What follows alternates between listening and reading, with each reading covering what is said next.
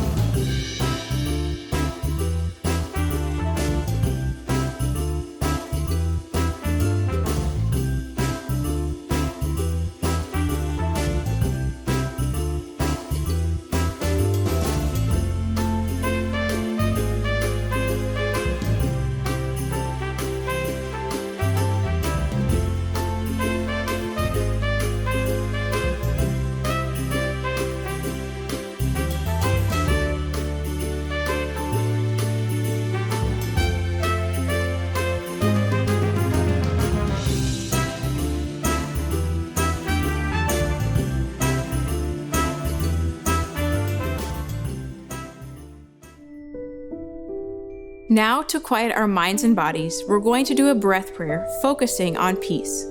2 Thessalonians 3:16 says, "May the Lord of peace give you his peace at all times. The Lord be with you." Now, as you breathe in, say Jesus, and as you breathe out, say Prince of Peace. Jesus, Prince of Peace. Jesus, Prince of Peace. Breathe this prayer in and out a few more times.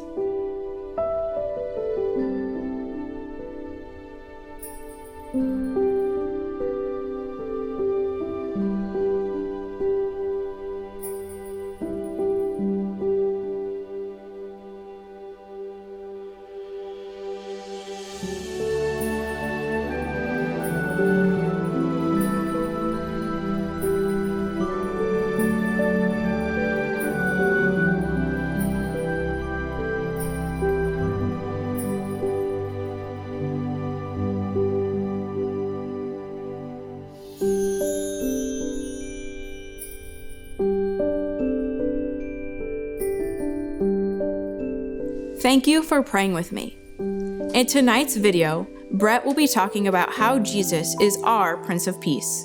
Shalom. Hello, core students and leaders. It is good to be with you in this Christmas season. We are in our Advent series for this week and next week. Did you know what the word Advent means? I had to look it up. It means arrival. Jesus's arrival. I don't know what the Christmas season means for you. Maybe it's the best time of the year. Maybe it's a tough time of year because of your family situation.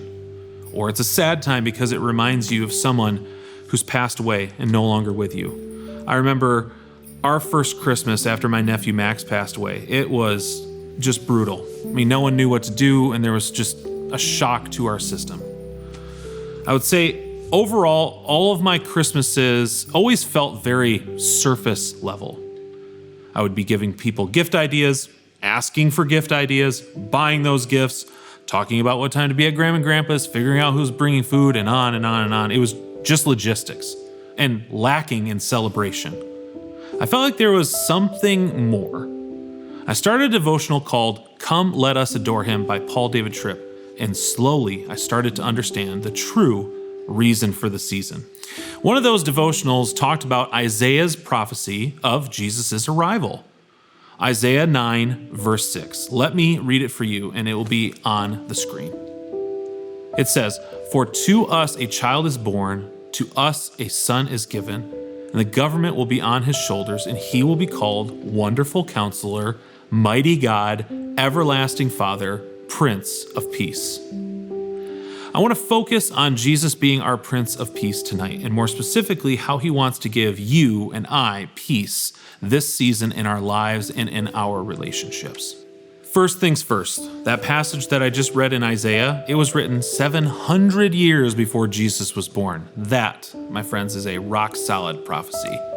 Isaiah is talking to a group of people who would know what the phrase Prince of Peace means, but we might not have a full understanding of it, so let's break it down. Prince is easy. It's a ruler under the authority of his father, the king. Got it. Peace, however, is a little harder to define. So let's try this. Let's take a minute to talk to your neighbor about what you think peace means. I'll throw it up on the screen. Here's what I want you to do. Fill in this blank. To me, peace means... So take about a minute.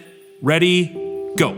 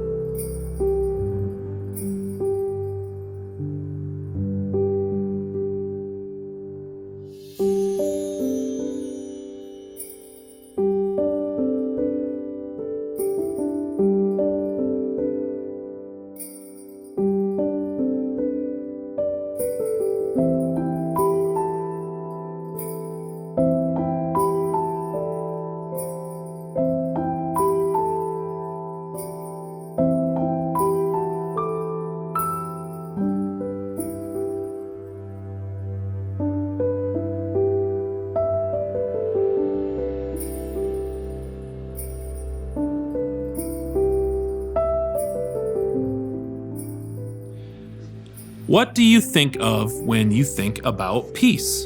Maybe for some of us, peace is having nothing to do on a Saturday. Maybe for some of us, peace is our neighbor finally turning down that loud music. Maybe for some of us, peace is the absence of fighting or yelling. And those are all fine and good, but they fail to fully grasp what Isaiah is saying to us. In the context of what Isaiah is saying, peace means shalom. Have you ever heard that word before? The most basic meaning for shalom is complete or whole.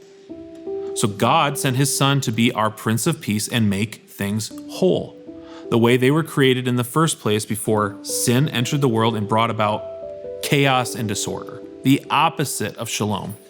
Do you sometimes feel like your life is chaotic and disordered?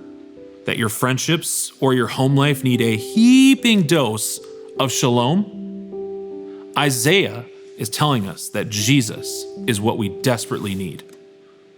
He is the ultimate answer to our chaotic world.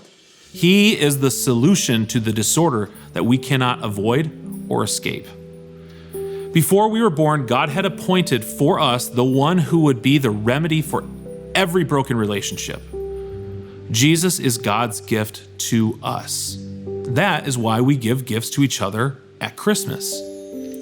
In Colossians 1:19 and 20, it talks about becoming a people of peace means participating in the life of Jesus, who reconciled all things in heaven and earth, restoring peace through his death and resurrection. Peace takes a lot of work, because it's not just the absence of conflict. True peace requires taking what was broken and restoring it to wholeness, whether it's in our lives, our relationships, or in our world. That's the real reason for the season.